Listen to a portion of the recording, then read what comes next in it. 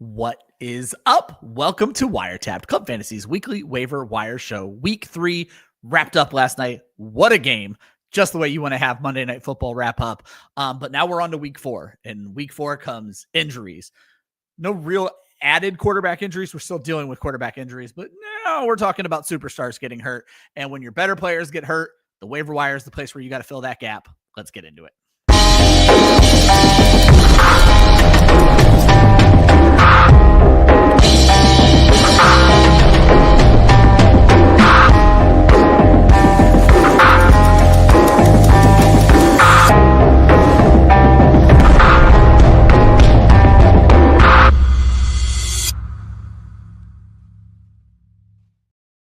What is up? Welcome to WireTapped, Club Fantasy's weekly waiver wire show. I am your host, Ryan Weiss. With me, as always, Josh Hudson. Josh, what an ending to week 3. Yeah, last night's game definitely did not go the way that a lot of people thought it would. There was definitely, look, I've been down on the Lions offense, and it seems like I'm going to eat some crow on that one because they look pretty damn good. But also, too, tell me how overrated that Ravens defense is because they just got thrown all over. They got ran all over. This is what happens when you invest in veterans, old guys that are just slow, plain and simple. Yeah. I think we're all going to be eating a little bit on the Detroit Lions. I don't think there's any denying that there's some mea culpas coming there as well, but they're not going to fit into the waiver show. I'm going to remind you guys, we do this show every single Tuesday at 11 a.m. If you like what you're hearing, hit that like button. If you want to hear it next week, hit that subscribe button. If you're listening on Spotify or Apple, hit that follow button. We appreciate each and every one of you. We're happy to answer your questions all show long. Drop them in the comments. We'll make sure we take great care of you. If you feel like we're taking too long to answer your question, we do have Super Chat. You throw us a little bit of money, we jump you to the front of the line. We'll basically stop everything we're doing to answer your question. And Josh, before we move on to the actual waivers on this show, why don't you let folks know about our partnership with Trophy Smack? Absolutely. The fantasy football season is here, and Trophy Smack is where you want to get all of those rewards. They have trophies, rings, championship belts, all designed to tell your league mates who the real champion is. And while you bask in your glory, show some love to your commish for the thankless job that they have. You can hit the link in the description of this podcast and check out some of the swag that you can get for yourself, as well as your commish. Just remind them who the second most important person in the league. That is a tongue twister. And we're gonna have to reword that one for you. It's getting every week. But it's all available at trophysmack.com/club fantasy. There you go. This show goes about 60 to 75 minutes where we answer all your questions, talk to you about our favorite waiver wire claims. But if you want to talk fantasy football after the show ends, I remind everybody, we do have a completely free Discord link in the description of this video. We talk fantasy football. We talk fantasy baseball. Wrestling is in there now. But more importantly, we drop all our articles. We discuss our articles. We're there to help you guys with lineup advice. All of Club Fantasy's writers are in there, and a lot of us are very active. Josh, let's kick the show off with NFL news and notes. It's all injury news except for as we get towards the end here. So Tyrone Tracy, diagnosed with a dislocated shoulder. He's expected to be sidelined 2 to 4 weeks. That's going to bring up some running backs later in the show. Mike Evans, low-grade hamstring strain. When you're 32 years old, a low-grade hamstring strain is still not a great thing. Doesn't look like he'll be placed on the IR. He's going to miss some time. CeeDee Lamb is likely going to miss 2 weeks. Could be a 4 to 6 week timetable. It's a high ankle sprain, but yesterday they said it wasn't as severe as some high ankle sprain. So that one's kind of a wait and see. Another high ankle sprain, this one for Jatavian Sanders. He makes the show last week. We jinxed him for this week. Panthers were without Xavier Legette this week as well. Jalen Coker's on IR. Fewer and fewer passing targets for Bryce Young. There could mean a ton of targets for rookie Tedero McMillan. Jaden Daniels is still considered day-to-day with the knee sprain. Zach Robinson is moving from the coaching box down to the sideline to call plays. That's the offensive coordinator there in Atlanta. They got to figure something out after a terrible week for the Atlanta Falcons. Alec Pierce, wide receiver out of the Colts, is in concussion protocol. And then Cleveland, we don't always talk offensive line, but it matters, loses DeJuan Jones for the season. This is another hit to that Cleveland offensive line. But on a positive note, you are getting Jordan Addison, Demarcus Robinson, and Jimmy Ward all back from suspension as we head into week 4. So, Josh, when you see this news, anything we need to pounce on? Obviously, some of this is going to lead to some waiver news later on in the show. Yeah, absolutely. I mean, really the biggest news, in my opinion, is CeeDee Lamb, 4 to 6 week timetable for the high ankle sprain. He's likely out the next 2 weeks, definitely out of week 4. So for everybody that has George Pickens, this is why you wanted him, right? Because apparently he was the 1B. The Cowboys have 2 wide receiver ones. Yeah. I don't think they do. Just throwing that out there. So if you've got a trade opportunity for George Pickens, I am more than happy to sell right now. Jake Ferguson looks like the guy that's going to lead this team in targets, the way that they've been hyper targeting him over the last 3 weeks, especially in week 3. So I think he's going to get the biggest bump. They're going to utilize Javonte Williams out of the backfield a lot. Let's not forget he did have 70 targets for the Broncos last year. There you go. See, Marvin, simpatico, baby. Yeah. Jake Ferguson to the moon. But yeah, I mean, losing Mike Evans, we kind of felt like this was going to be the thing. Like, you know, again, 32 years old, missed 4 games with a hamstring last year. They get Chris Godwin supposedly back here next week, maybe in the next couple of weeks.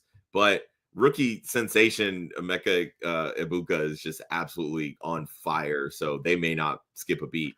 They just got to hope that this week against Philly that Quinyon Mitchell doesn't shadow Egbuka. So Josh, we were going to go to questions right after this anyway. And that brings us to the most recent question. Every question gets answered on the show. So don't get mad that I'm skipping the line right now, but it goes into what Josh just said.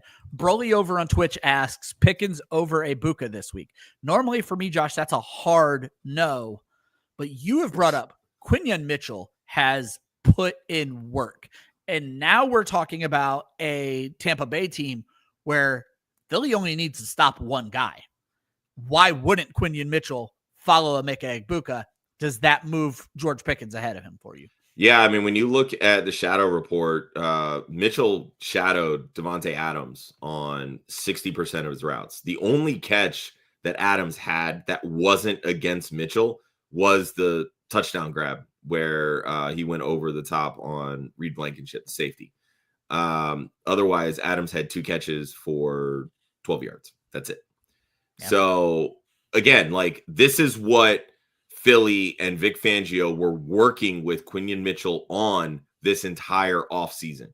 It was, you are a number 1 corner. You are going to learn how to play both sides of the field. And that means shadowing a team's best receiving option. If you take Mike Evans out of this mold, right now, Egbuka is the number 1 guy for Tampa, plain and simple. I am not ready to say sit Egbuka. I want to preface this because that is stupidly bold, and you got to have a Dan Campbell-sized brass ones to do that.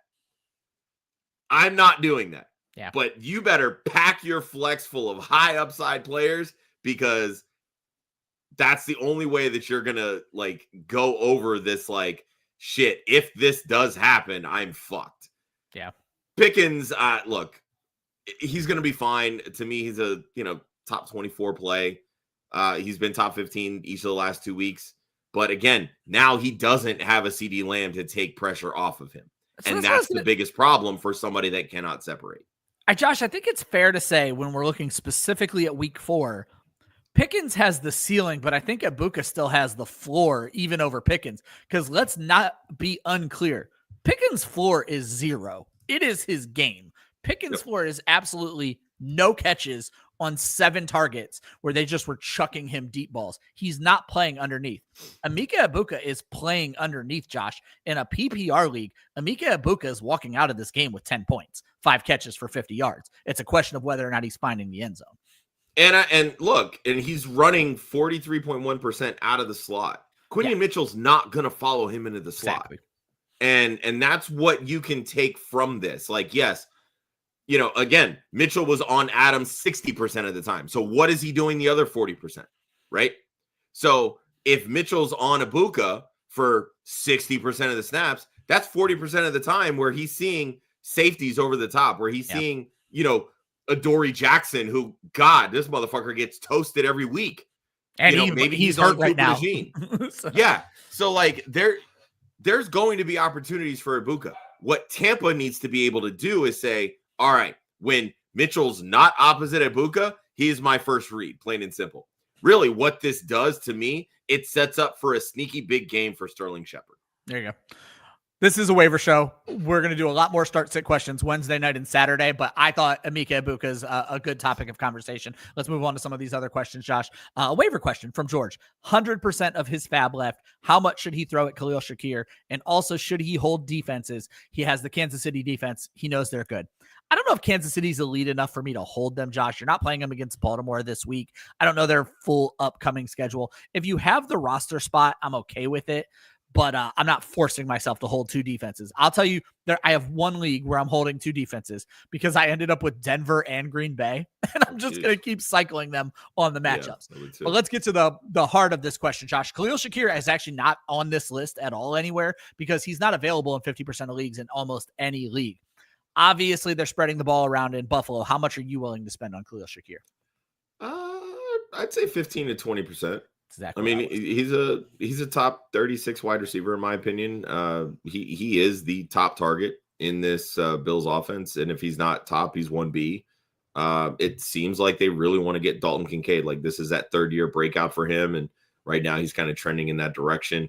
Keon Coleman's going to flash. You're going to see some big games from him, but you're also going to get a lot of 3 for 20s like we did in week 3. So I think Shakir is more of the consistent floor option in this Bills offense. And that's somebody that can be, that reliable flex if you're feeling like your, top guys are maybe have lower floors or in a given week, and you just need some level of consistency. 20% is where I would go as well. You want a piece of Josh Allen. Speaking of which, Niori, I hope you are still here. Accept this trade as quickly as you possibly can. Oh, wait, no. I'm sorry. They want his Josh Allen. I'm sorry. Decline this trade. You're not giving up Josh Allen for anything. There is no one in this trade near Josh Allen. Sorry, I didn't see the My at first. You want the Josh Allen side, plain and simple. Do not accept this trade. Right now, Patrick Mahomes is not a fantasy asset. Nope, wasn't last year. There's next to nobody on that Chiefs offense that's a real fantasy asset right now. Yeah, until they trade for Tyreek Hill, and then all of a sudden, if they're able to do that, they cannot do. We've talked about that. Just throwing that out there. Tyreek's had a couple good bounce back games, which you love to see, and you're happy for because right now that offense is really just Devon Achane. But I mean, you're not trading Tyreek Hill for Josh Allen because that's really what this trade is, right? 100%. You want arguably the best quarterback in the NFL on your fantasy team, plain and simple. Mahomes managers are looking at waivers right now. Let me be very clear. I know for a fact that is happening. The guy's boring. It's just what it is. We talked about this. It's the offense changed from what it was 2 years ago. Yeah. We don't need to spend a ton of time on that. I see a ton of new faces. Appreciate each and every one of you guys. If you're watching on Twitch, hit subscribe. If you're not watching on YouTube, maybe pop over, hit subscribe. We'd very much appreciate it. I am sorry there's something in my eye. You guys are going to see me playing with my eye this whole episode. Also, I had internet problems yesterday. Hopefully that doesn't happen today for all the new viewers. Normally, we have very strong internet, very strong connection going on here. Josh, our last question before we move on. Actually, we'll go 2 more questions. Is Bill droppable? For Trey Benson, the answer is absolutely yes. I don't know that I'm calling Bill a drop. I would hope there would be someone else they could drop. Yeah, I mean, if these are the options, then 100% you're dropping Bill for Trey Benson. We'll talk a little bit more about Bill and the Commanders running back room here shortly, but Bill this is a 3-headed rotation, and Bill saw not even 40% of the running back snaps. That's not what you want. When James Conner went down, Trey Benson saw 76% of the running back snaps. That's what you want. Trey Benson is a starting running back. Bill is a committee back, and by true definition of committee. So a 3-headed committee. It's going to come up in the show a little bit later. So. It is Benson through and through. I see the other 2 questions. You guys haven't waited long. You're not going to wait long. I'm going to wait on those. But no, it's not pink eye Matt, you dick. It's long eyelashes. They're right now. Let's move on to my top 5 waiver ads article dropped this morning. I usually drop it about 8 o'clock in the morning over on clubfantasyffl.com. I highlight 5 players in the order that I would prioritize them. Josh, my 5 this week are Trey Benson, Bashal Tutin, Elic Ayomanor, Tre Tucker, and Luther Burden. And obviously the talk of the town, the talk of the last question, Trey Benson. I even broke the rule this week. I tell folks they normally need to be available in more than 50% of leagues. Trey Benson's only available in 45% on ESPN, 40% on Sleeper. But the fact of the matter is this, you have to be looking for him regardless of your league style. Yeah, I mean, look, we say this all the time. Starting running backs don't belong on waivers in fantasy football. That is 100% what Trey Benson is. He's averaging over 5 yards a carry. He's seeing the receiving work. This team is going to start working Amari DiMercato into the rotation. Sure, the same way. Basically, DiMercato is going to take the Benson role. Benson's going to take the James Conner role, right?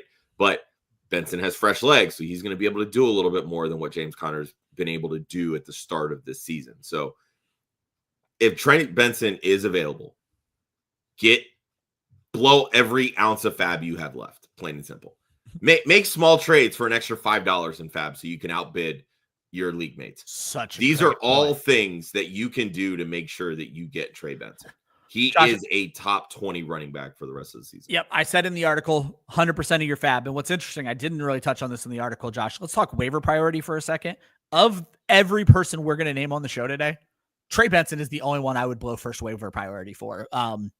It's been a weird season for waivers. I've managed to hold it for 3 weeks. I'm still holding it through this week. And that's with Tre Tucker out there. And my team kind of needs wide receiver. And I'm still not giving up first waiver priority on Tre Tucker. Because worst case, you add Trey Benson and then you flip him for a wide receiver. Yep. And Maddie Random says trade a first for Trey Benson. I don't think that's the worst move in Dynasty. Maybe not a 1 and a 2 QB, but a 1 if you think it's a back end 1 and you're going to make the playoffs in a single QB Dynasty. I'm not mad at that. Josh, you've done shows with me for years. I yield to people smarter than me, and I don't know if he still holds this thought, but last year Jagger May said that Trey Benson was the best running back in last year's draft class. There were a lot of people that felt that way. I mean, last year's draft class wasn't, it didn't have any like true spikes the way that this year, like we had, Genty, we had Hampton, we had guys that were clearly ahead of the pack. That running back class from 2 years ago did not. Nope. And it truly was, which of these running backs will fit well into the system that I run? That's how coaches were looking at this draft class. There were a lot of people that thought Trey Benson had a true 3-down skill set. He's got some juice, and you're seeing it so far this year. Like, he broke off a 60-yard run. He's averaging over 5 yards carry. He's got some juice. Cardinals are dealing with some offensive line issues. I know Paris Johnson, I believe, was out.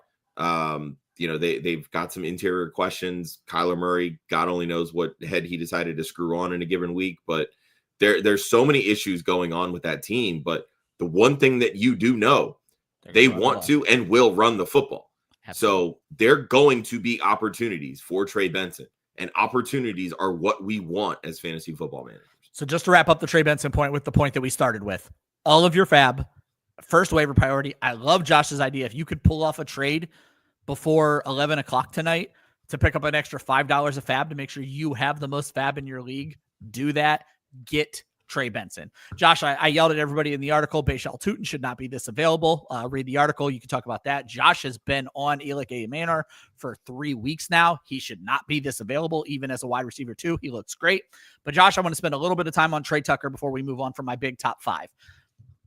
I am at a advice conundrum when it comes to Tre Tucker, Josh. He obviously lit the world on fire last week. 48 fantasy points in most scorings, if I remember correctly. 3 touchdowns, as you've pointed out numerous times. Most came in garbage time. Number 1 fantasy receiver on the week. Number 1 fantasy asset on the week. Number 3 wide receiver in fantasy right now, Josh. But I wrote in my article, do not get into a FAAB war for Tre Tucker. He is a boom or bust flex start in this offense. Don't go after him like he's this new hotness as a top 20 wide receiver, Josh.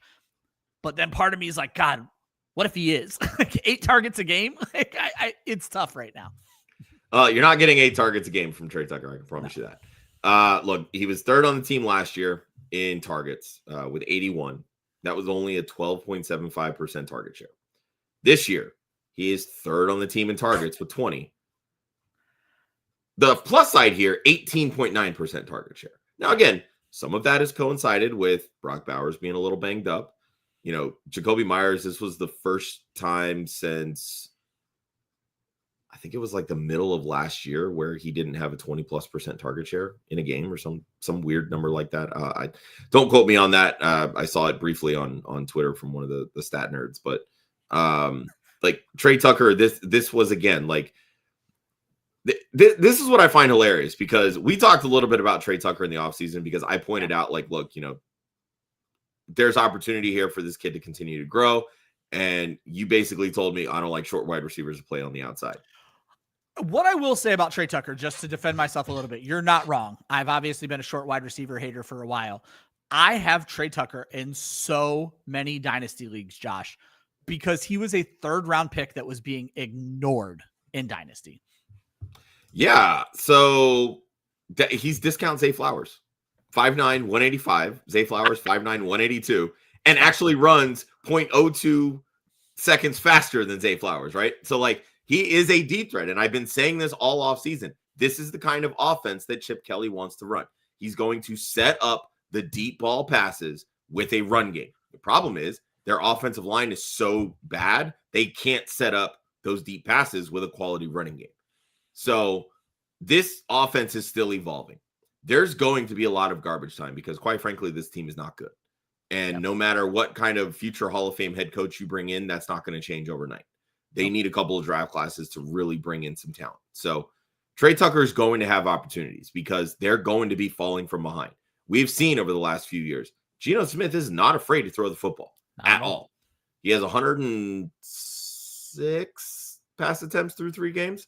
So, I mean, that's top 7, I believe, in the NFL currently. Yeah. So, like, again, not afraid to throw the football. This is what I will say. There's going to be some games like this for Tre Tucker. You may not get 150 and 3 touchdowns every week or in those big games. You might get 101 touchdown. You might get 120 and 2 touchdowns. You might get 80 and 2 touchdowns. But he's going to have these kind of pop weeks simply because this team will be trailing. But this is the more, I guess, alarming stat that I find with Tre Tucker. Only 4.5 yards after catch per reception. Because he's already. And this is a guy that goes downfield. He's got the deep. Yeah, right. Joe would be like, stop making up stats. But again, like when you're talking about somebody that's as fast as he is, he's not getting by anybody. He's not getting by anybody. The moment that he catches the ball, he's getting tackled. Yeah. So, you know, I think he only had in this game, there was only one shot, like one legitimate deep shot that was like over 20 plus yards. Everything else was between 10 and 19 yards. So when he's catching it, he's getting tackled. Like he's not getting a ton of yak after the catch. So that should tell you the kind of wide receiver that he is. At his best, maybe he's a top 24 wide receiver if there's some level of consistency. I just don't think there's going to be that unless they actually move Jakobi Meyers. Yeah, and there was those rumors.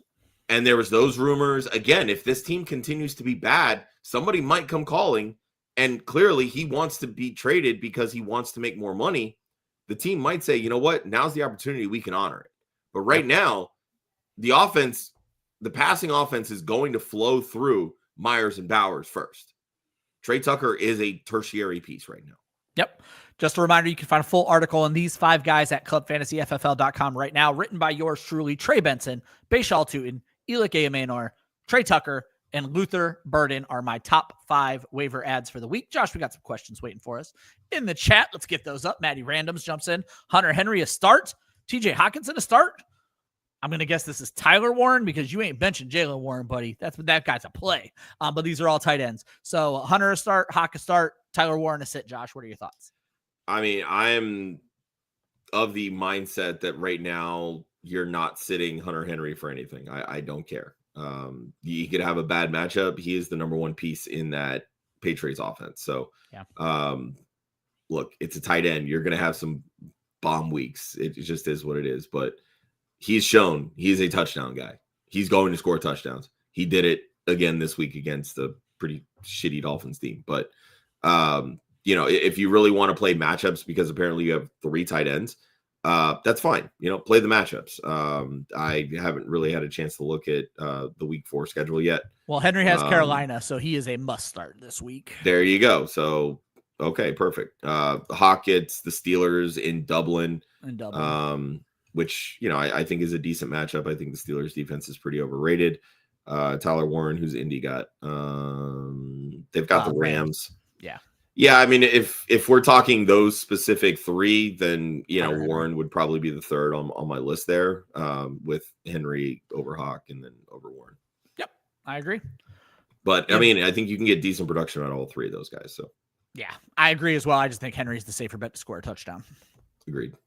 Me and George have been talking trades. George, I think you're pushing this a little bit too far. Yeah, trading. He wants to move Justin Jefferson. His goal here is to move Chase Brown off of his roster. So what he is trying to do is turn Jefferson and Brown, a wide receiver 1 and an RB2, into an RB1 and a wide receiver 2. So Josh, he wants to know if it's good trade value to move him for Tet and Jacobs. Tetaroa. Come on. Tetaroa, man. I'm sorry. Get over this. And the worst part is I'm usually good about this, and I just keep dropping the ball. T-Mac and Jacobs. There you go. I would not do this deal. I would not. I don't know why you would want to move off Justin Jefferson for starters. He wants to move off Chase Brown. I misspoke a little bit. Okay, and that's fair. Like, move off Chase Brown. I'm fine with that. I've got quite a few shares of Chase Brown that are definitely making me a little nervous, but look, he had the highest target share of his career this past week. So yes, he may have only had 0.3 yards per carry. He's going to be involved in that passing game. So if it's a PPR league, I'm not rushing to move Chase Brown. But again, and I said this on yesterday's show. Yes, you drafted Chase Brown to be an RB1. You just got to be okay with he's going to be an RB2 for me. So You're losing a little bit on ROI, but if you move him, you're really losing ROI in my opinion. So, and to Josh's point, I know we've talked through this, George. You want a wide receiver 1 and an RB2, or other way around. You want an RB1 and a wide receiver 2. But the fact of the matter is this: you have Justin Jefferson, who is still a top 5 wide receiver. He makes up for what you're losing in your draft capital of Chase Brown. I agree. And again, just from a value perspective, I don't even like this deal. Jacobs was a lot more involved in the passing game this week. I mean, was it because of the wide receiver injuries? Was it because, Tucker Kraft was dealing with his own injury? He ended up running a fewer percentage of routes as a result of it. So, I think they ultimately kind of had to change the game plan a little bit this week. But if that passing work continues for Jacob next week, I'll be more on the train of, all right, Josh Jacobs has that top 7 ceiling again, but I still think he's more of a top 10, top 13 kind of running back. Yeah, and just to throw a little shade at long and short, I would not make this deal, George. Nor I. And to throw a little shade at the Panthers like I always do, Tedder McMillan is the wide receiver 30 right now. He's a wide receiver 3, not a wide receiver 2. Just throwing it out there. Quincy wants to know if we drop Hendo for one of the hot waiver wire running backs. And Josh, you were very much pulling at my heartstrings here. I was just going to say, I'm very much against dropping Hendo. I would drop just about any wide receiver before I would drop Hendo. But I do want Benson more than I want Hendo right now. Travian Henderson, for those not speaking the lingo. So this is what I'll say. After Ramondre's 2 fumbles, after Antonio Gibson's 2 fumbles, Henderson played 26 snaps. The other 2 combined for 8. Yeah, it's about to be his offense. It could very well turn into his offense. And if that's the case, who would you want, Benson or Henderson? If I knew it was his offense, I want Henderson. He is the most talented back of this. So therein lies the conundrum that you are facing with this idea. Right now, Henderson is a high-priced Ja'Cory Krosky-Merritt. I hate to say that, but he is. Because he is in a committee the same way that Bill is. Yeah. And that literally just broke my heart to say, but that's the case here through 3 weeks. This to me is just very reactionary. Quincy, you have got to have somebody else on your roster that you can drop. I'm telling you, Benson, Tutner, even the wide receivers I like, Elic, Tre Tucker, Luther Burden, who I bring up in my article, but there are other wide receivers. I would drop them before I'm dropping Travian Henderson. Just so you know how I play. In an ideal league, my bench is 5 running backs. I will use the waiver wire to fix my wide receiver problem. I want every running back I can get my hands on. Correct. Maddie Random's just talking about the randomness of week 3, Panthers defense and Tre Tucker going off. How did we not predict that? Yeah. Jason Williams. Down, man. Jason Williams. We actually have a whole section, just so you know, coming up about players we would drop. Every one of these guys' names appears. But Josh, would we drop Ridley, Judy, Diggs for Ayomanor, Tucker, or Shepard?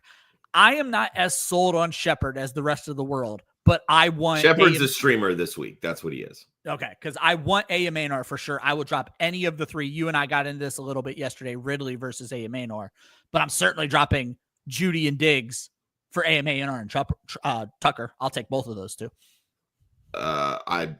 I'm not ready to jump on the Tucker train. That's fair. Diggs, I think the snap share has been down because they're just kind of monitoring the snaps, truthfully. I mean, I mentioned it yesterday. I think Judy is droppable. Yep. Plain and simple. I mean, this offense, the way that they're finally ramping up Quinshon Judkins, they're going to transition more to run first. And Joe Flacco's not going to be throwing the ball as much. And Judy isn't doing anything with Flacco throwing the ball as much. So I'm just saying, I would be fine dropping Judy for Ayomanor. I think Ridley to me is more of a hold because I do think that Cam Ward is going to continue to sling it. Clearly right now, the connection is between Ward and Ayomanor, which, all right, is fine. But once that connection starts blossoming towards Ridley, you've got a trade piece. But I'm fine dropping Judy for Ayomanor. All right. Tyler Sperry says, who can he start in plug in and plug play right away in week 4? His options are Ayomanor, Godwin, Thornton. He throws in Shepard, and he needs to start 2 of these guys, Josh. Shepard is definitely the guy that I would be looking at for this week. Yeah. You said KC has Baltimore, right? Yep. Kind of want to lean Thornton. I'm not ready to move Godwin into my lineup. I want definitely not starting Godwin.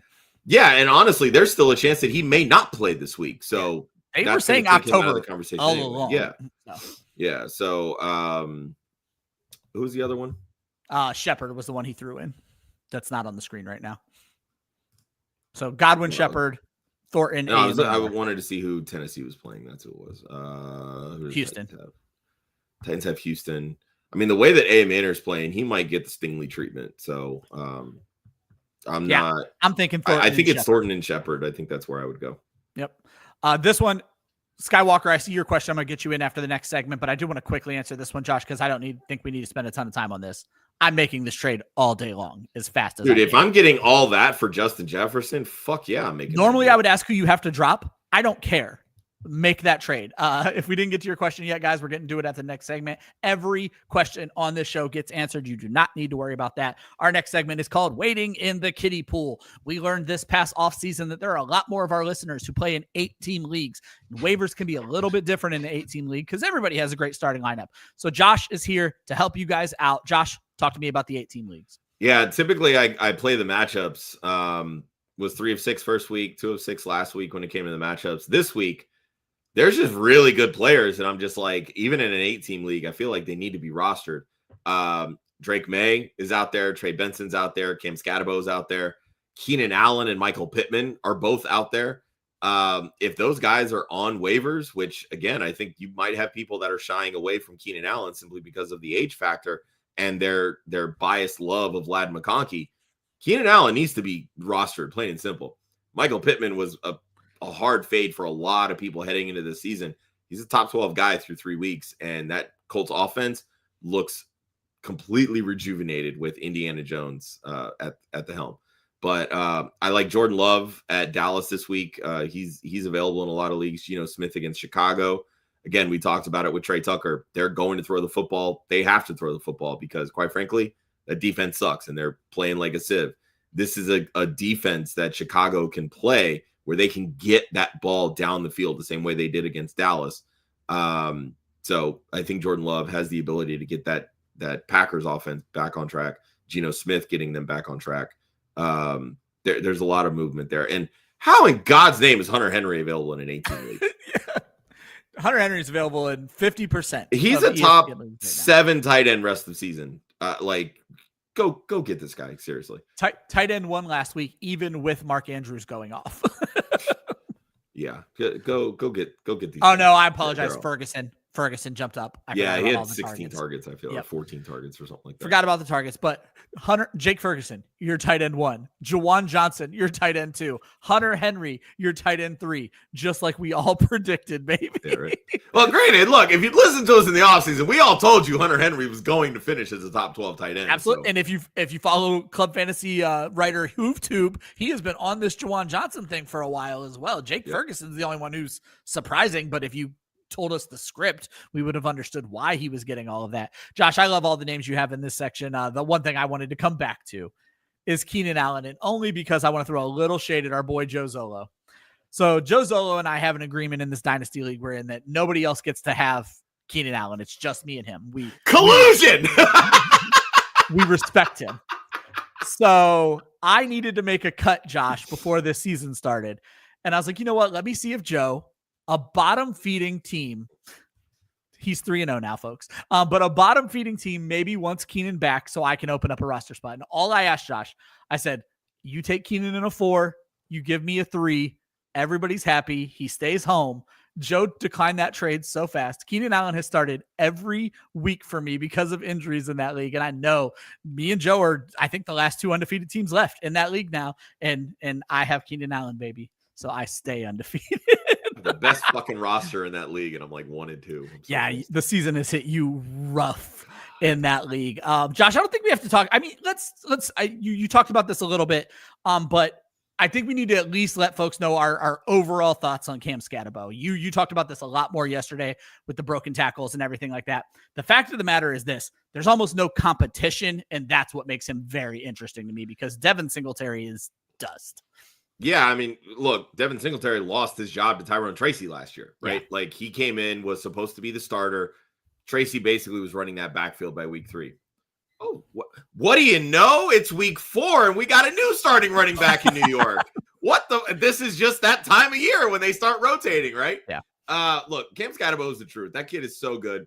He's not the most athletic in terms of long speed, but dude scores a touchdown and does a backflip. He's got plenty of athleticism. Yeah. But he can do it all. He led this team in targets last week. They can dump off to him. He can make plays happen. He is trying, if you remember from X-Men Last Stand, the Juggernaut just like bursting through the walls. That's Cam Scatterbo. Right? That is Cam Scatterbo. This man is going to rack up so many fines for leading with the crown of his helmet that somebody, Russell Wilson better be like, yo, I got you, homie. I got you. Jackson Dart better be like, yo, don't worry. I got you. That is the kind of attitude that he plays with. And for a team that is sitting at 0-3, the Giants, the attitude on the sideline doesn't reflect that. And it's because of guys like Cam Scatterbo, because of the energy that they bring. If he continues this, bring it. Yeah. I'm all about it. I like Scatterbo as a player. He's a fun player to watch. And fun players are even better to watch when they're producing for your fantasy teams. There you go. I love that. Folks, as we move on, I'll just remind you, if you like what you're hearing, hit that like button. If you want to hear it again next week, hit that subscribe button. You can also hit follow on Spotify and Apple and all the places you listen to your podcast. We go live every Tuesday at 11 a.m. talking free agency on WireTapped. Josh, one last time, let folks know about the partnership we have with Trophy Smack. Yeah, fantasy football season's here, and Trophy Smack is where you want to get all your rewards. They have trophies, rings, championship belts, all designed to tell your league mates who the real champion is. So hit the link in the description of this podcast to check out some of the swag that you can get. All of it's available at trophysmack.com/club fantasy. Boom. Josh, let's get to some of these questions. Should they burn their number 1 waiver claim on Trey Benson, even if they don't need a running back? They have CMC, Henry, and Jonathan Taylor with Mixon on IR. I don't think Mixon coming back is the blessing you think it is. I am doing this, Josh. Yeah, we talked about it earlier. Just because you don't need a running back doesn't mean you don't need a running back, because if you feel like you need a wide receiver, put in that first claim, get Benson, trade him for a wide receiver. Boom. And then if your league is one of those ones that lets you see who else put a waiver claim in, they're your trade partners. Because you can go in and be like, hey, saw you wanted him. I really want this wide receiver. Simple 1-for-1 trade. They got what they want. You get what you want. Yep. Quincy Davis needs to drop 2 for a kicker and a defense. Pearsall, Henderson, Benson, Sutton, Chase Brown, Emeka Ibuka, Rashee Rice, Garrett, Jesus Christ, Garrett Wilson, and I say this because of how good your team is. Josh, he's just taking absolutely zeros at kicker, man. Fuck this. This is what I'm saying. Who are you? This is okay, Josh. So let's be realistic here. Terry is probably Terry McLaurin. Yeah. I think of this entire group. If I am dropping 2, it is Terry McLaurin and T. Higgins. These are the wide receivers most likely to disappoint me with the roster that he has put together. Yeah. I mean, you might even be able to get away with Rice simply because he's out for another 3 weeks. Yeah. And I'm not mad at that because, like, okay, at wide receiver, let's assume you only have to start 2. You're starting Pearsall and Ibuka every week, and if you need a third, no, you're starting Ibuka and Wilson every week. That's who you're starting. Okay, and then Pearsall's your flex if you need it, but you have so many running backs. I guess Pearsall's your third if you need it because you're going to be starting running backs in your flex all season long. Yeah, I mean, with CMC, Achane, Benson, Henderson. I mean, look, I think, again, we kind of just talked about this. I don't love the idea of dropping Henderson, but I'm going to go out on a limb and say this is potentially an 8-team league, maybe even a 10-team league. I say, or you won a 10-team league. So yeah, so like you can get away with dropping some of these like early season darlings that haven't popped yet because people are just going to be like, oh, well, they haven't fucking done shit, so yeah, I'm just going to let them sit on waivers. That was the whole Caleb Johnson conversation in the first couple of weeks, right? So, I mean, I would be fine. Like, if you wanted to take the risk on Rice because you've got good enough wide receivers, drop Rice, maybe drop Henderson. I mean, Terry McLaurin really hasn't done anything yet. So, I mean, sure, if you want to make that case, sure. Also, why aren't we trying to, like, package 2-for-1 deals and improve on other positions, right? Like, you have CMC, you have Achane. Trey Benson's the hot name right now. Take Benson and sell high on Cortland Sutton to get Zay Flowers after a disappointing game, right? Or like, Benson and Hendo. Those are two names that everybody loves right now. Like, make that trade for Justin Jefferson. Apparently everybody's willing to trade him. Yeah, like buy low on some of those guys. Like, you know, take maybe Chase Brown you can flip for Brian Thomas Jr. and like wait out the struggles there. Like, there's moves that you can make that will open up those spots without having to, quote, drop somebody for free. Totally love that. Don't know why I didn't go to that right away. That's an excellent point, Josh. Lonely Stoner jumps in. 12-man PPR. Hampton and Kincaid are on the trade block. Should he trade Jamar Chase, Drake London, JSN Flowers, or Waddle? His running backs are Kyron, Hendo, Scat, Algier, and White. He has Evan Ingram at tight end. Yeah, you definitely need Kincaid. I'll tell you that. Yeah, I think you could probably get away with Hampton and Kincaid. Josh, I'm open to the ability of trading Drake London. I'm exploring it in some of my own leagues. Obviously, you and I are both willing to trade Jalen Waddle. I don't know that moving Flowers is the right idea right now after a bad week. I just don't think people are going to be that bought in. But I'm willing to explore the idea of London and Waddle for these two players. I guess it leaves you short at wide receiver, but. Yeah, but you can find wide receivers that pop on waivers. You can also drop Algier and Rashad White. So, well, Rashad White shouldn't be rostered. Yeah, sorry. And go get some of these waiver guys. Yeah, I mean, if you can move, honestly, you could probably move London straight up for Hampton. Yeah. I think that's in the realm of possibilities. And if this is the same manager, try to cook something up where it's London. Maybe Hendo. Like I said, Josh, I want both of these guys if I can get my hands on them. Yeah, if you're able to. Again, I don't know that. The problem is that when people put players like this on the block, they expect it to go to two teams and get a haul each way. Well, there's that, but also it's less about let me move these guys for buy low opportunities. Yeah. You know what I mean? Like, if I'm trading Hampton, I don't know that I want to get London. Like, I would probably want London in a piece because everybody wants Hampton right now because he's a starting running back, right? So, but again, that's a trade that you can make or at least offer just to start the conversation, right? Maybe you're able to move, Waddle and Ingram to get Kincaid. Maybe somebody still bought in on their preseason take on Evan Ingram being a target volume in Denver and, one missed game isn't going to move off of that. Maybe you just have to wait a week and wait for Evan Ingram to be the flavor of the week. Like, that's what Sean Payton does, right? Yeah. We've seen it already. Those would be the kind of the ways that I would explore it. But really, the pieces that I want to keep, like I want to keep Chase, I want to keep Jason, I want to keep Flowers. Like those are your three guys. Exactly. Kyron, Scat, Hendo, I would prefer to keep. But again, like nobody's trading for Algier. Nobody's trading for Rashad White. Yeah. So you need to see what you can pull off. I would start with London and Waddle for these two straight. See what happens. Might not happen. That said, if I had to move off of one of my quote untouchables, Zay Flowers might be that guy. I'm good with that too. Harry Brooks. I question whether or not Bo Nix is droppable in the next segment, I believe, or 2 more segments. I question whether he's droppable, but Josh, is he droppable? I don't think so for Purdy, but for Williams or May, I'm interested. Yeah, I mean, I hate dropping guys after 3 weeks that we had pegged as like top 8 quarterbacks. He struggled to start last year too and came into his own. So I'm not ready to panic yet. I said I did not call him droppable this week. Yeah, but I will say I would probably rank them rest of season May, Williams, Nix, Purdy. There you go. If that tells you what you need to know. Matty Randoms is Rico Dowdle droppable always.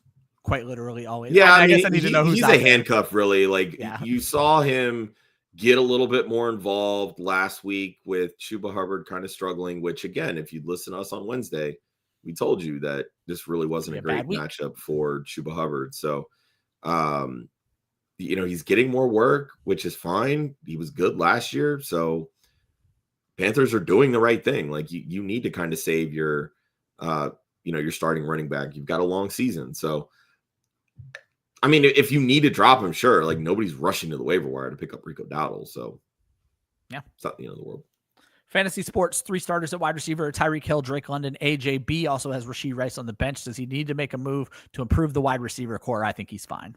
I'm good with moving London, but I don't know what extra piece you would have to throw in to quote unquote improve the wide receiver core. Josh, what about something like London and Rice for one of the elites? So like London and Rice for Jefferson or Chase, if that manager is willing to move off of them. Yeah, I mean, if you could get one of them to move off of those guys, because and I'd probably move Tyreek before London. Now that I'm reading, I would definitely try to move Tyreek over London. I think the problem with this particular wide receiver core is that yes, you have a lot of big names and you have a lot of big time upside, but there's also a lot of red flags. Like when the Eagles don't throw the ball as much as they do, AJ Brown he's a struggle bus. And I hate to say that as an Eagles fan, but that's just kind of the way the offense is until they figure out what kind of play caller Kevin Patullo is. And spoiler alert, it's not a good one. So, Drake London is going to see a ton of target share. Yeah. Right now, Penix looks, well, to say for another joke, pretty flaccid. So, Tyreek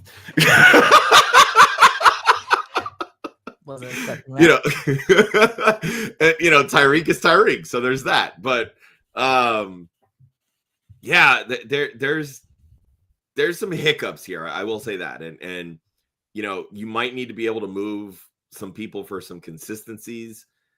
But anytime you're dealing with wide receivers, you kind of have those inconsistencies. Like you're going to have weeks here, weeks there. You just need to hope that they all three aren't inconsistent in the same week.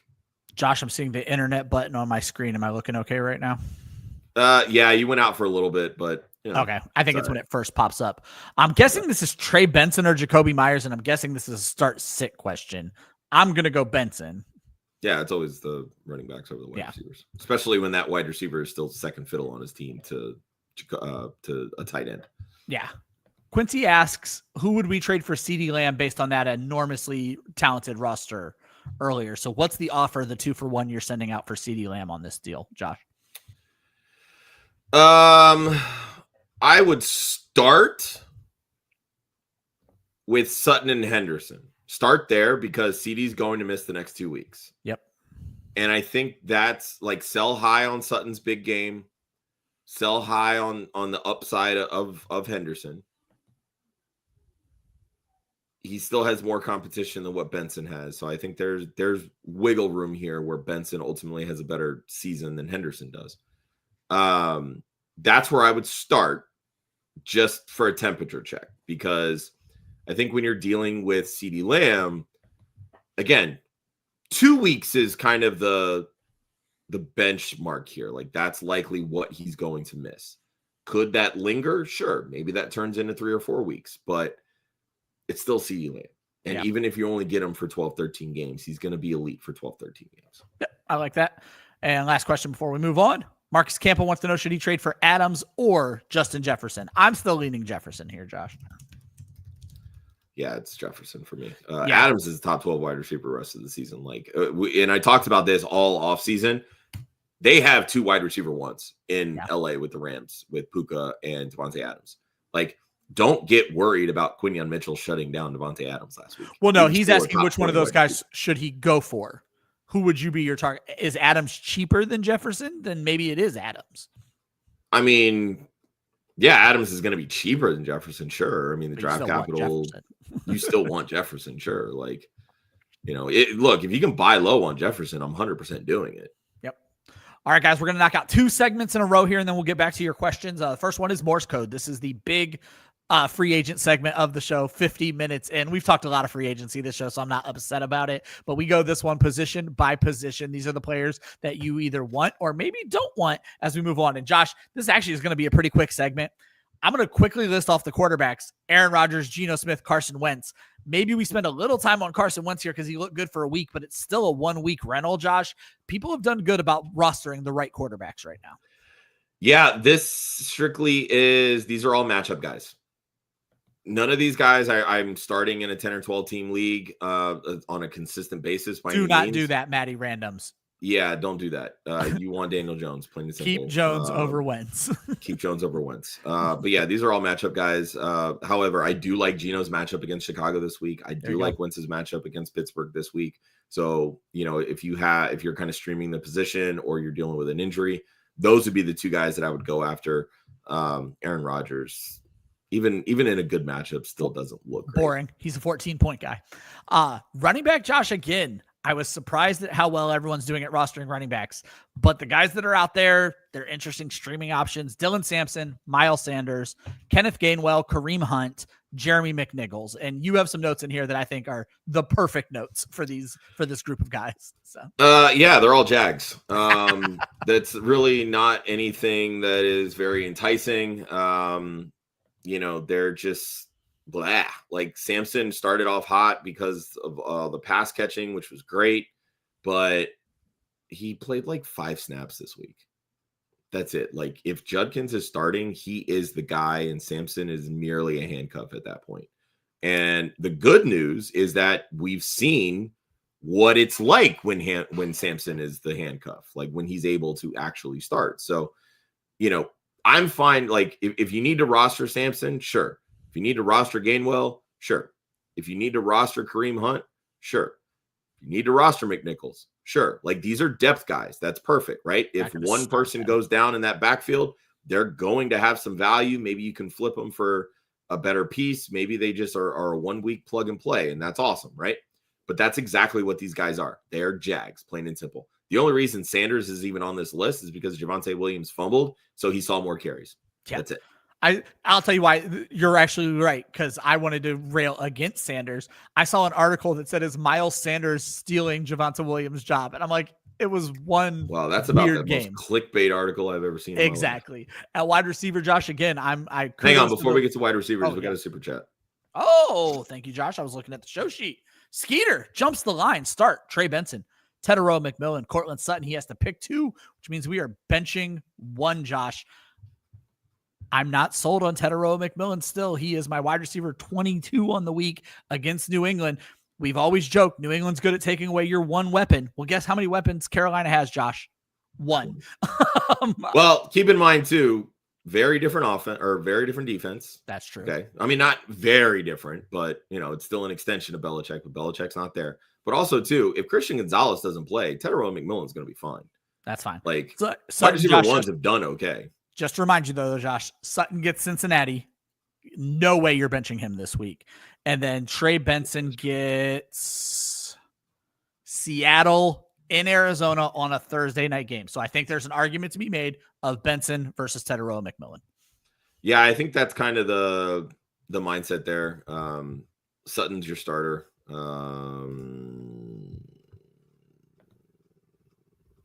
Yeah, I think I might be sitting Benson this week. Because it's Thursday. Look, Seattle has looked better than I'm giving them credit for. I'm going to be honest with you. I'm gonna stay true to my Panthers haterism and I'm going to bench Teteroa McMillan. I'm going to go Benson and Sutton. Josh is going to go Teteroa and Sutton. The one thing we can tell you for sure is Sutton, and just choose which one you like better. Just remember, if you do start Benson, start him as a running back, not in your flex. Give yourself flexibility. Correct. Yeah, Skeeter, look, I'll be honest with you. I'll look a little bit more into matchups and stuff heading into tomorrow night when we do our week 4 preview. Tune in, jump the line. You don't need to worry about a super chat there unless you really want to. That's fine. We always if we see your name, we'll get make you sure we'll make sure we'll answer it. Yeah, it's Josh and I doing that show as well. Josh at wide receiver, Cedric Tillman, Kayshon Boutte, Rashad Bateman, Tyquan Thornton. I highlighted Thornton mainly because you talked me into taking him out of the very deep leagues and saying maybe we should consider him in some of the smaller leagues. My question to you is, Josh, does Tyquan Thornton immediately lose his value when Xavier Worthy and Rashee Rice? So are you doing a 2-week rental on Tyquan Thornton? I mean, that's what this is. It's a 2-week rental. Okay. But I mean, he scored in back-to-back weeks. He has 18 targets through 4 weeks or 3 weeks, excuse me. 9 catches, 200 and almost 200 yards, 171. He's doing a damn thing. And he's actually finally starting to live up to that second round draft capital that the Patriots spent on him. That's the plus side here. Chiefs get Baltimore this week.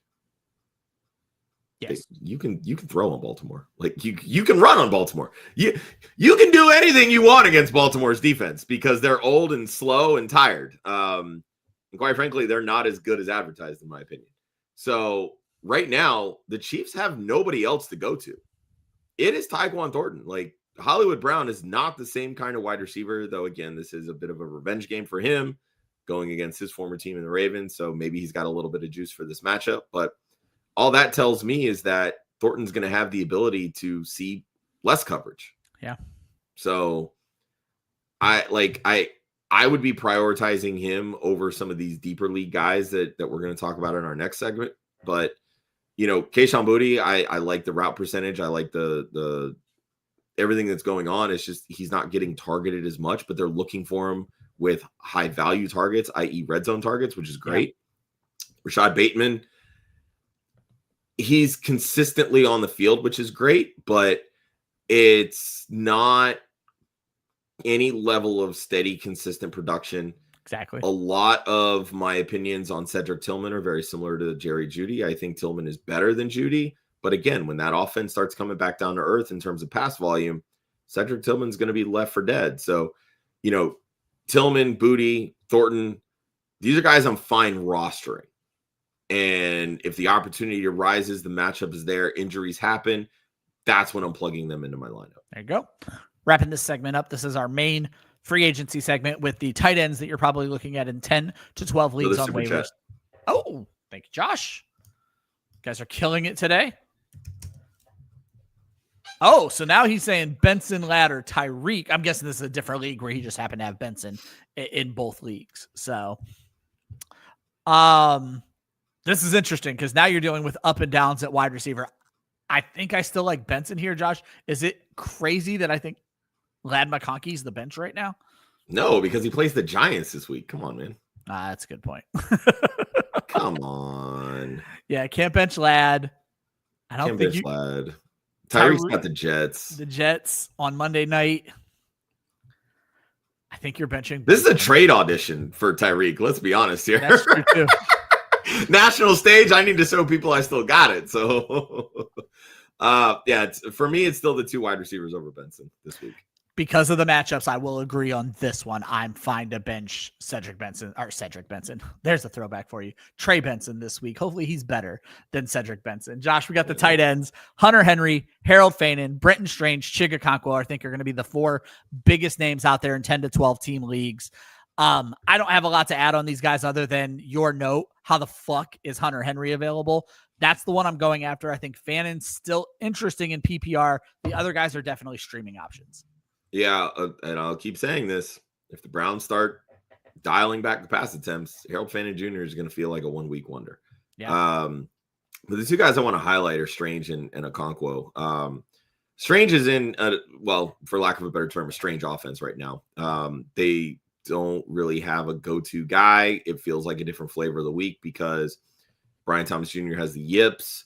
Travis Hunter, they clearly want to play on defense.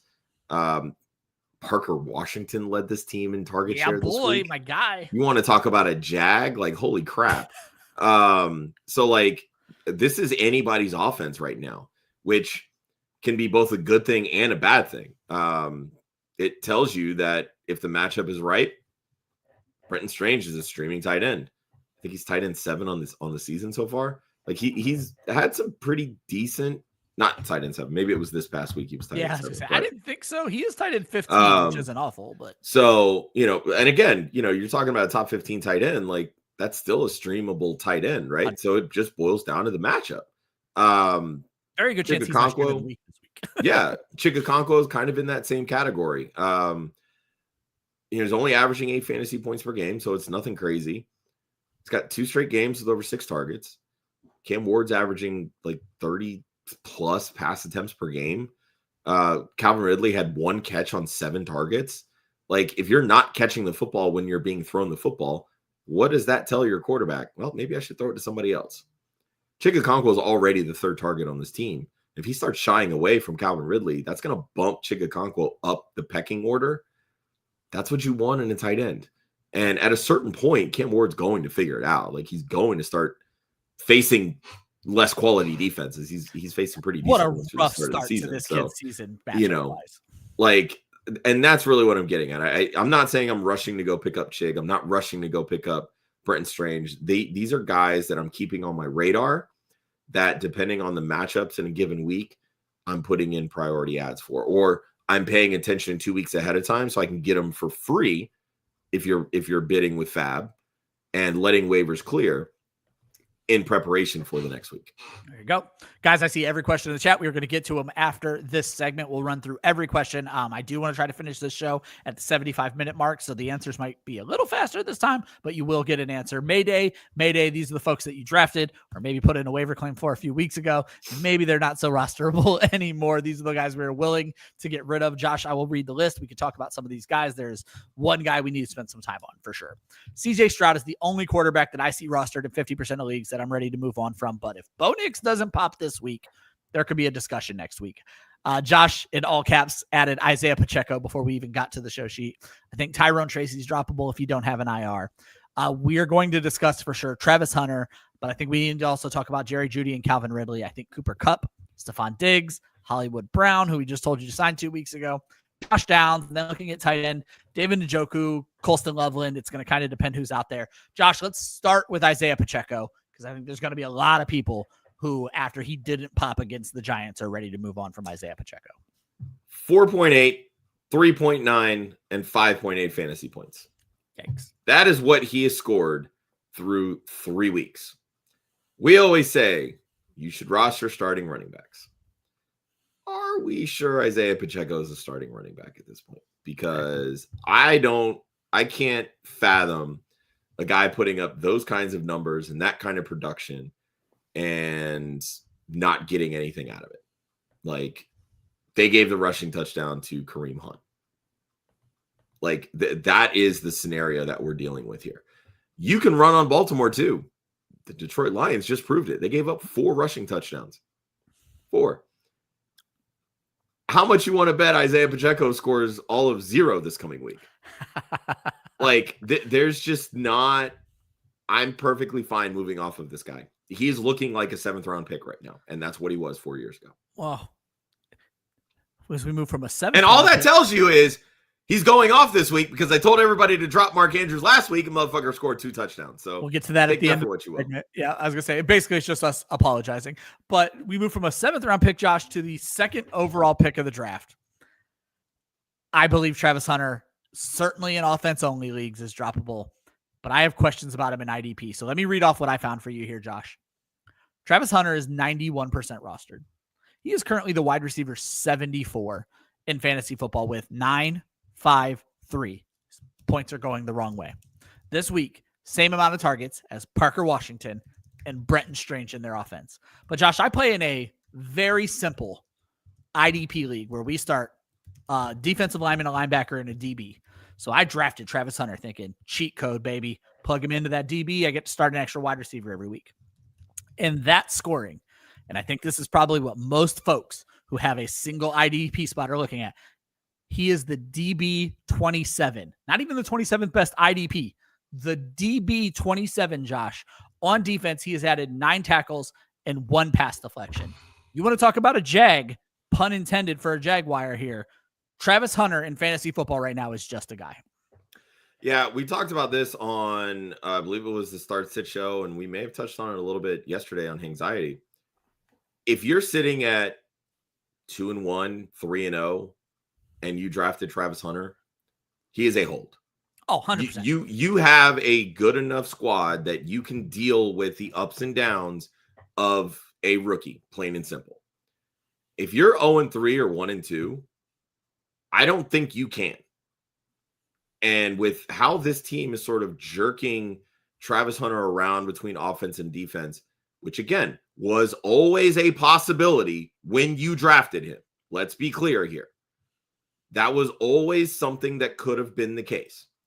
And so we're just living through it. So if you're done having patience, it's okay to drop him, in my opinion. Plain and simple. Again, the Jaguars decided to feature Parker Washington this week. Parker Washington. Let that sink in. A 6th round pick over the 2nd overall pick. Yeah, over another 1st round pick in Brian Thomas Jr. Parker Washington got more targets this week than both Travis Hunter and Brian Thomas Jr. If that doesn't tell you it's okay to drop Travis Hunter, I don't know what will. Yeah. Again, I'm not just dropping him to drop him. It's not locker room cancer. This is fantasy football. But if Trey Benson's out there, if Elic Ayomanor is out there, if the guys we've been talking up are out there, I'm willing to drop Hunter to go get those guys. Josh, I kind of set a trap for you here because you've brought up multiple times that you thought Jerry Jeudy is droppable. But on yesterday's show, you said Calvin Ridley is not. They have the same amount of targets, and Jeudy is actually 11 spots ahead of him in fantasy football right now. Well, the difference is one team is going to continue to throw the football, the other. Okay.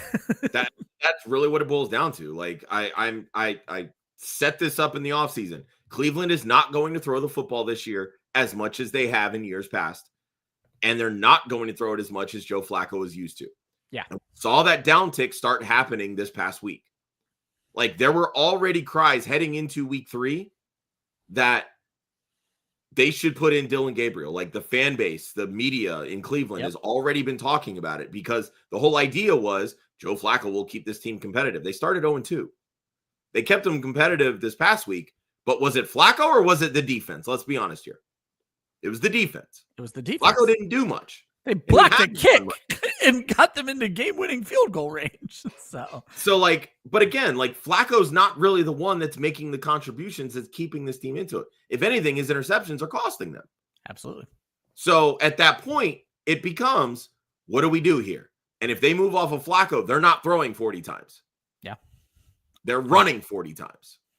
All right, Josh, before we move on and get to some questions, I do think we owe our fans an apology. We get this wrong sometimes. Last year, it was Cortland Sutton after a few weeks. Josh, I guess the question is, are we wrong? Because Mark Andrews fucking popped. And anybody who listened to us and dropped him is not happy with us right now after a 2-touchdown Monday night performance.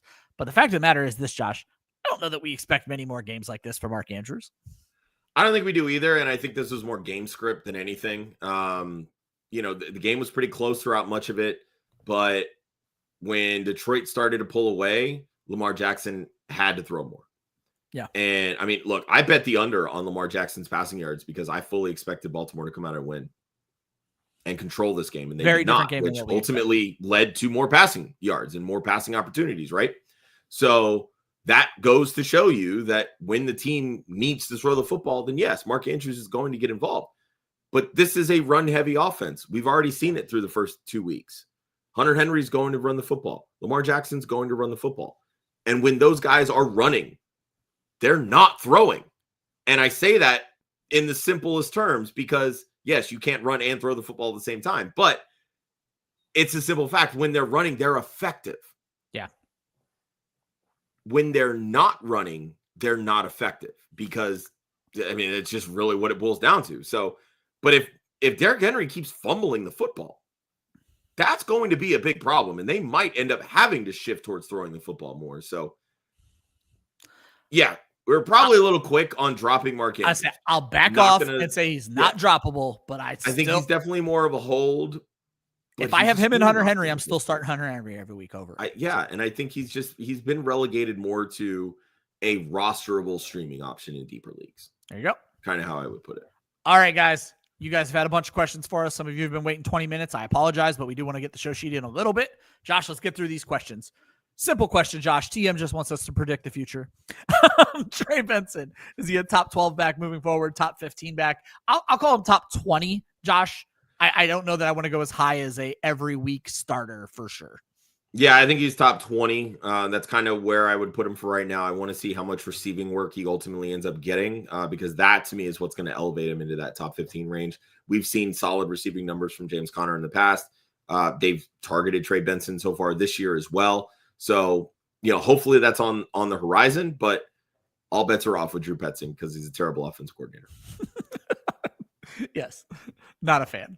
Bobby T asked us, what are we doing with Marvin Harrison? I feel like you got to hold him. Nobody's going to buy. You're not cutting him. Yeah, you're not cutting him. He's definitely a hold.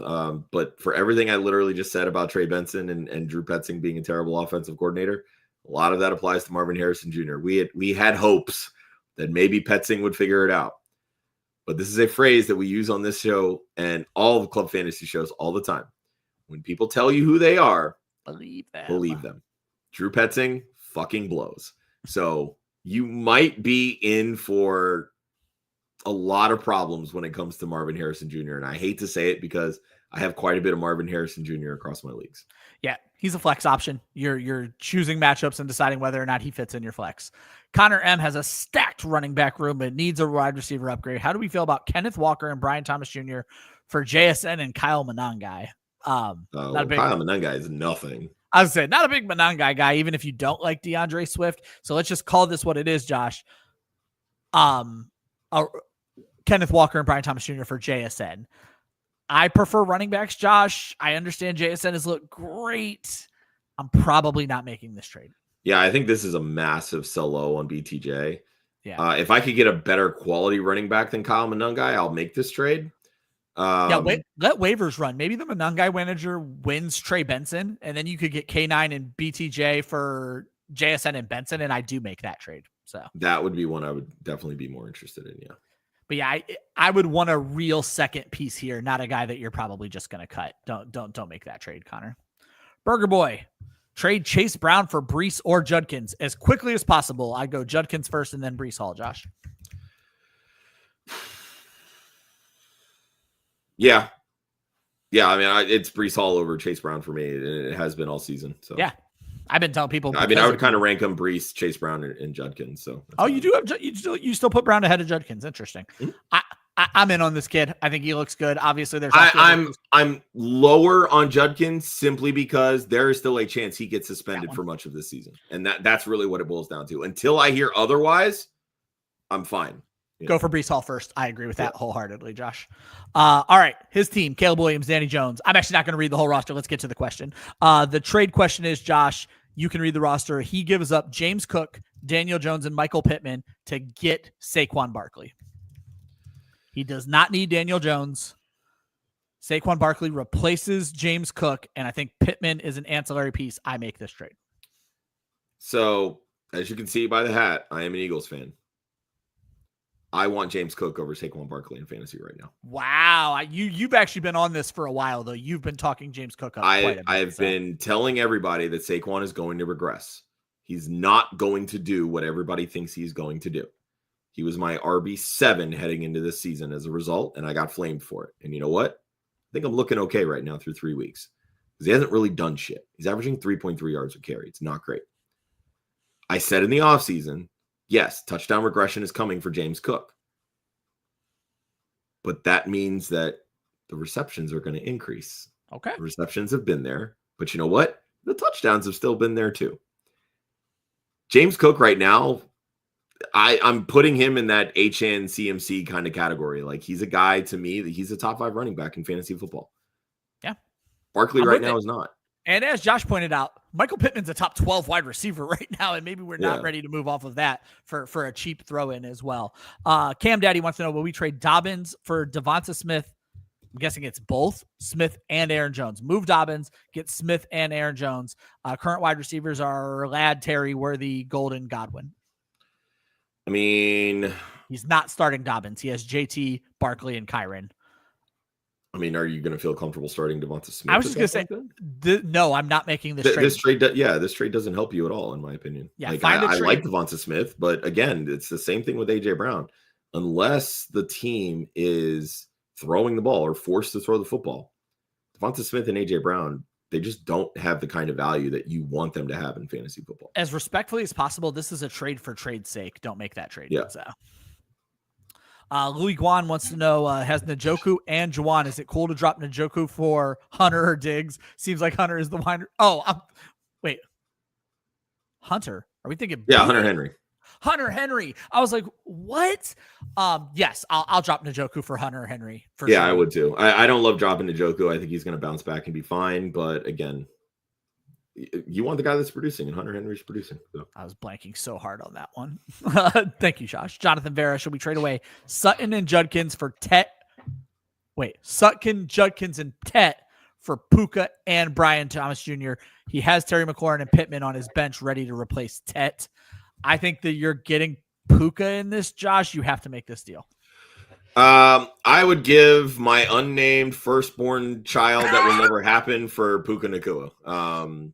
Puka Nacua is an absolute dog, and I don't care what the price is. You want him.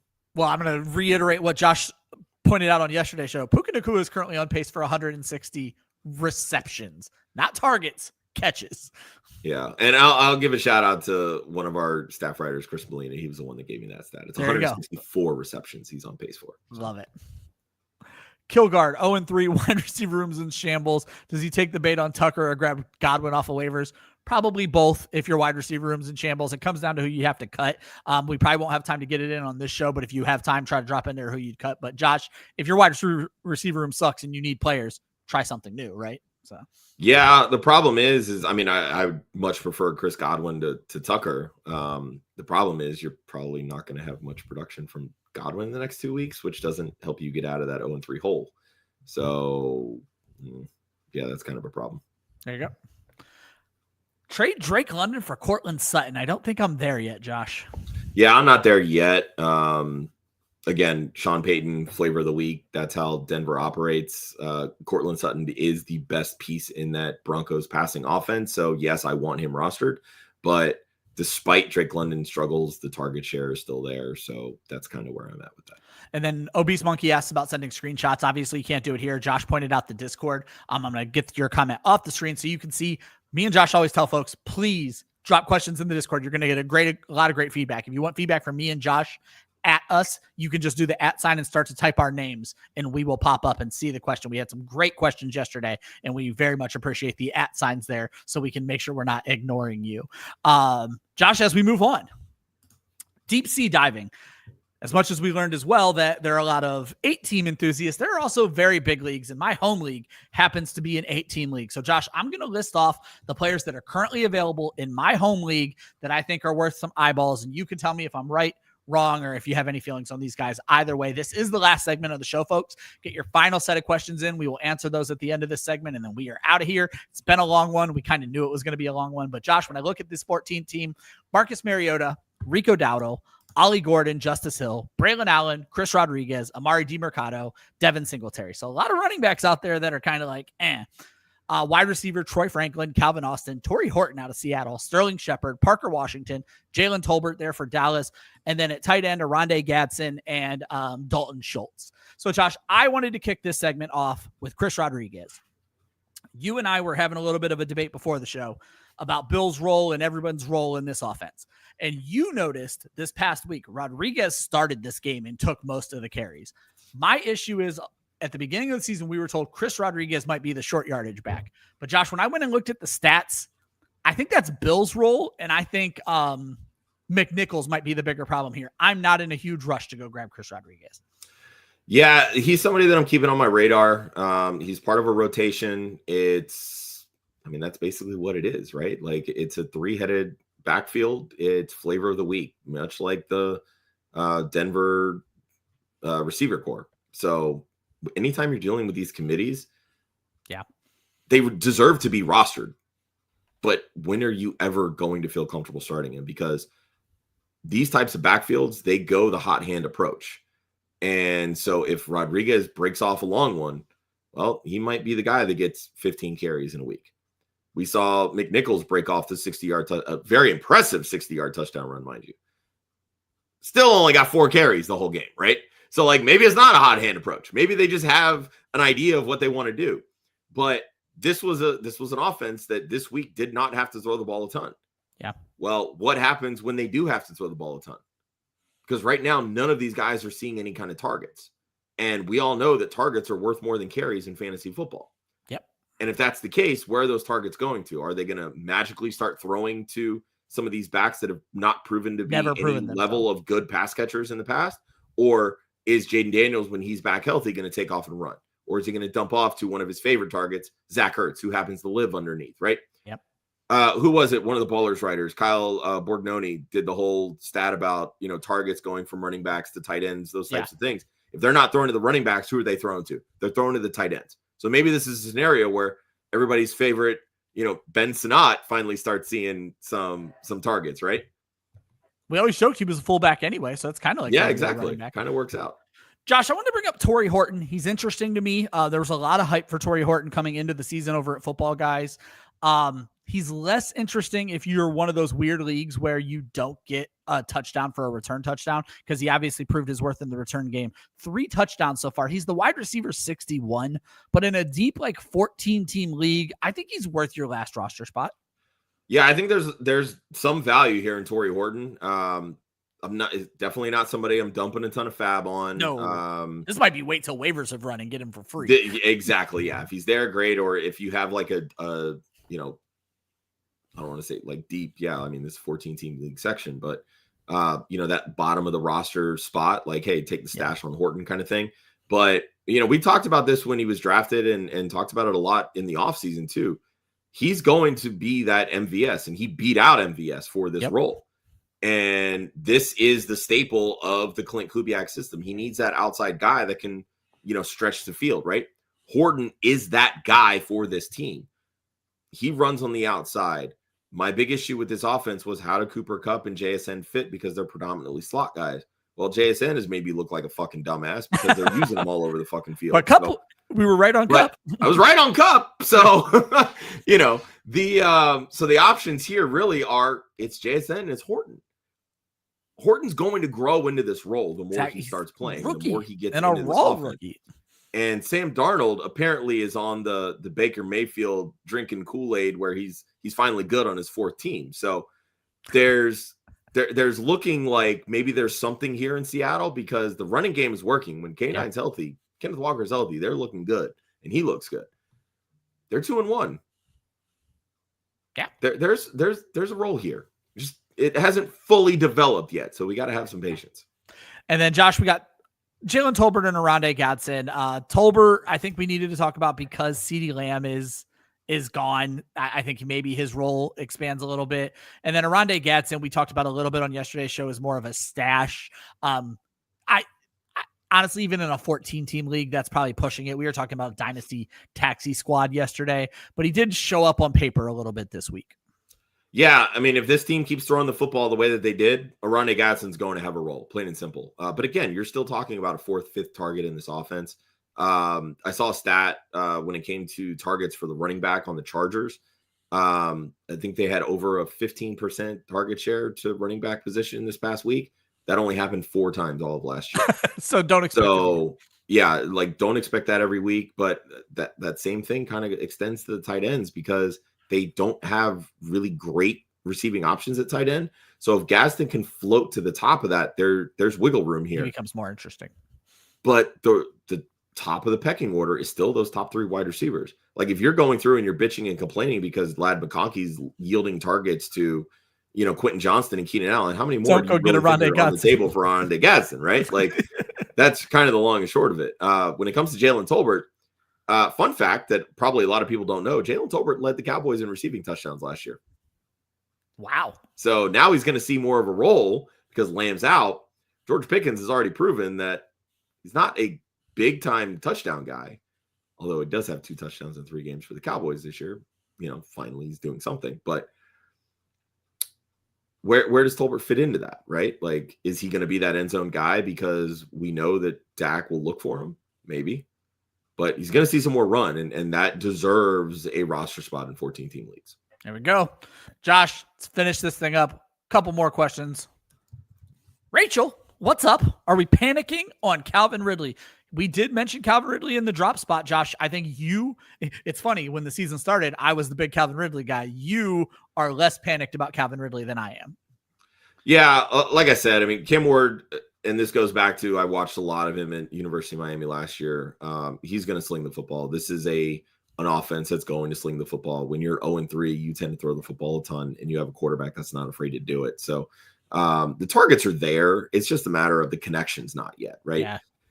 Once that connection builds up, it's going to take time. It's a rookie. It's 3 games.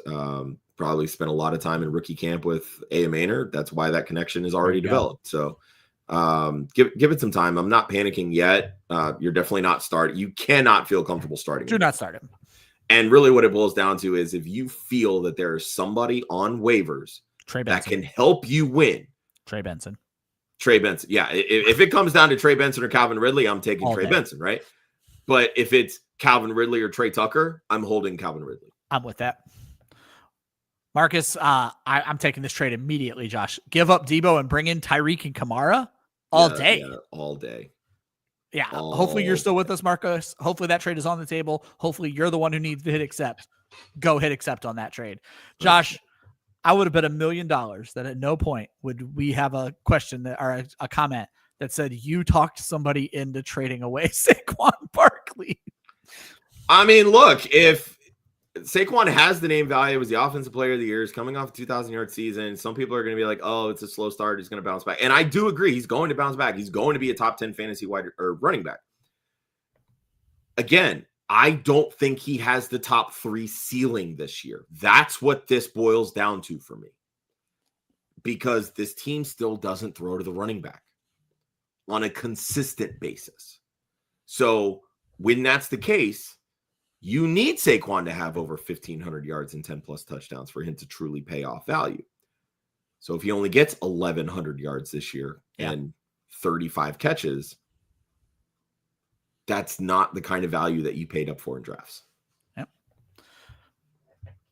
I have Addison as my wide receiver 33 this week, Josh, which makes him a wide receiver 3 flex option. I don't think I'm necessarily waiting to see, but there are probably better options out there with Jordan Addison in his first game back. Yeah, I mean, there might be better options, but at the end of the day, if you've been holding him, fucking start him. That's why you've been holding him. And it's a good matchup. That's true too. I feel that way with Rashee Rice, Josh, where I know everyone's going to start sending me offers in my Rashee Rice leagues. And it's like, no, bitch, I just ate those 6 games. I deserve to see what he is, not you. Yeah, right. So is Saquon worth 2 draft picks? I'm guessing we're talking dynasty now.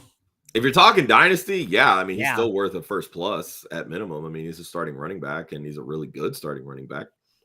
Like, he's going to bounce back. Like, it's not a scenario where he's just absolute toast after a 2,000-yard season. Like, no, that's not the case. So, yeah, I mean, you should still be able to trade Saquon Barkley for 2 first-round picks if you really wanted to. There you go. All right, you guys got 90 minutes out of us today, an extra 15 minutes. I had a feeling this was going to be a big show. We appreciate each and every one of you. If we're going to miss your question right now in my outro, drop it in the Discord. We'll get to you. We also go live again, me, Josh, and Joe Zolo, though I think Joe's out this week, but we go live again tomorrow night. And then every Saturday, all we do is answer start-sit questions. But the next time you will see Club Fantasy Live is Sideline Banner tonight. That is our production with Women of Fantasy Football. Sam Holt and Derek Tate are on at 10 p.m. Eastern tonight. They are the first preview of next week, of week 4, that you're going to get on our channel, and they do a great job at answering all your questions as well. So look out for that at 10 p.m. Eastern tonight. Look out for us in the Discord, and then we will be live again tomorrow night at 9 p.m. Thank you all for riding with us. Good luck on the waivers. We'll see you next week.